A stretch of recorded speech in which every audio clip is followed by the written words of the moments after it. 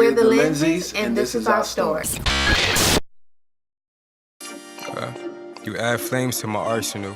It's harder when you over like stuffed bears at a carnival. Stash notes but will pass in a pattern that isn't obvious. Attractive but you're usually awkward.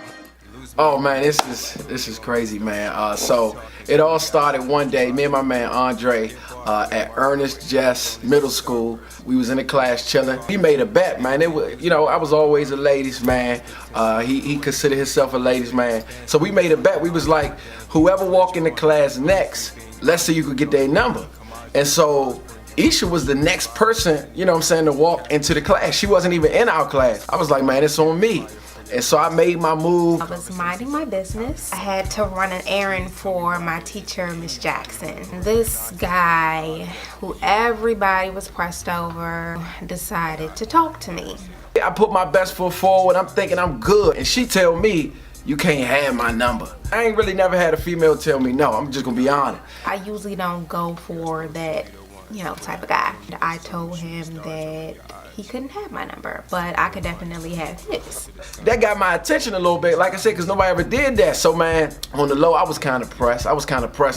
So after the bell rung, I met her right downstairs and I was like, hey, don't forget to call me. Like for real, call me. You and me were meant to be like water down the stream. I long to whisper in your dreams. I tell you, listen to the keys. It seems that you is a light in my bed. I'm there, the reason you look, stop and stare. The truth of that, tag you with a kiss that fits my queen, my miss, my eternal pair.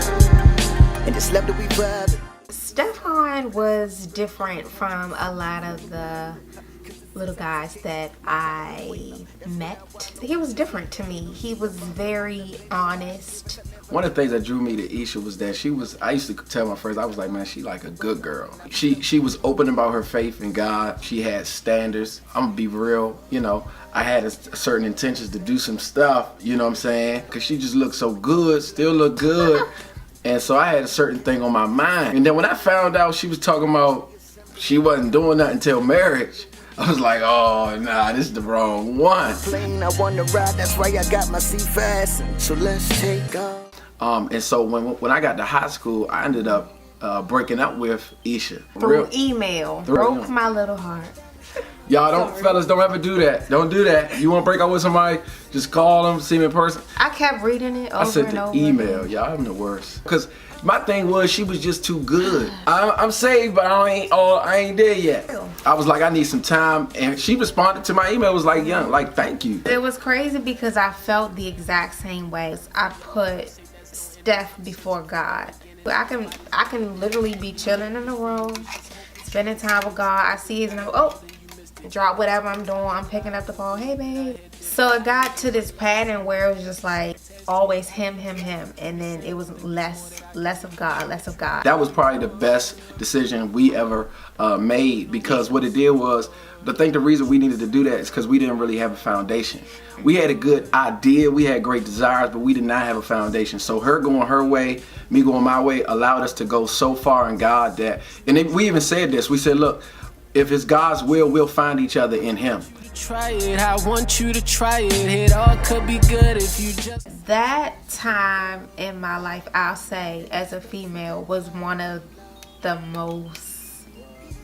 it was hard. It's like, dang, he's gone now. So I really went through a series of things with my identity. It was just like a bunch of things were just on attack mode. Like I constantly changed because I wasn't comfortable with, who I was.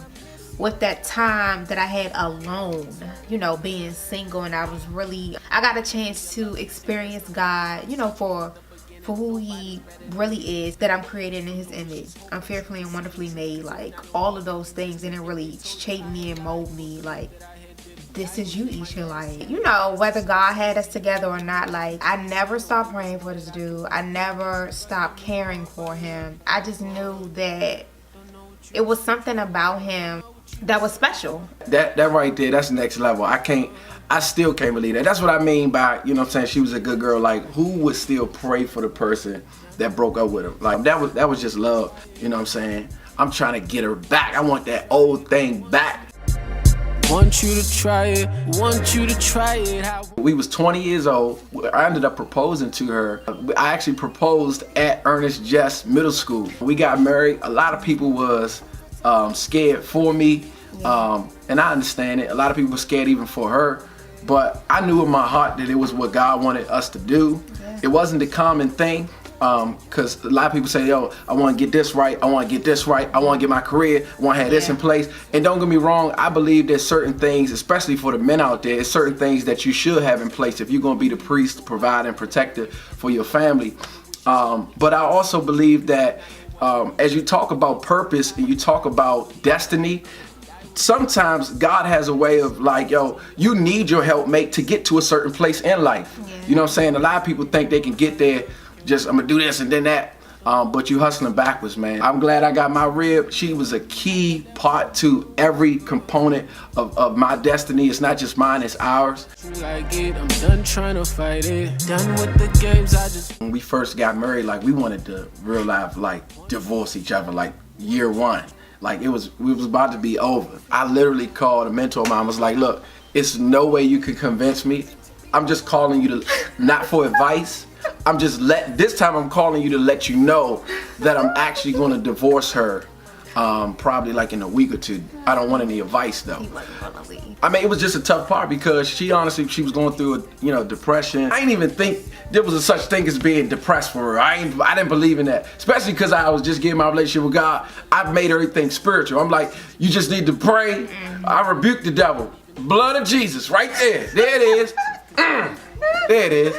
And then I started to learn, oh shoot, depression, that's a real thing. I think God did so much in me through that to reveal the depths of how selfish I was. And he started to show me that, you know what, that may be the very rough patch in which she is right now. That may be her quote unquote sickness, but the reality is, if you human, all of us sick. All of us got some type of sickness, something that ain't right.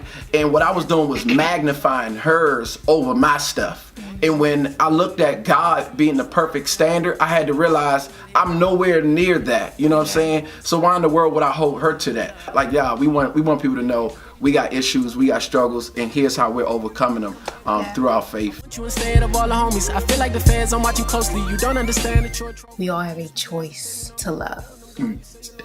It is the core of what selflessness really is, about dying to yourself, being able to look beyond a person's fault and still meet their needs every single day, because you know, especially if you have a relationship with God, you know that's being done for you every single day. Meant to be like water down the stream. I learned to whisper in your dreams. I tell you, listen to the key that sings that you is a lion in my bed.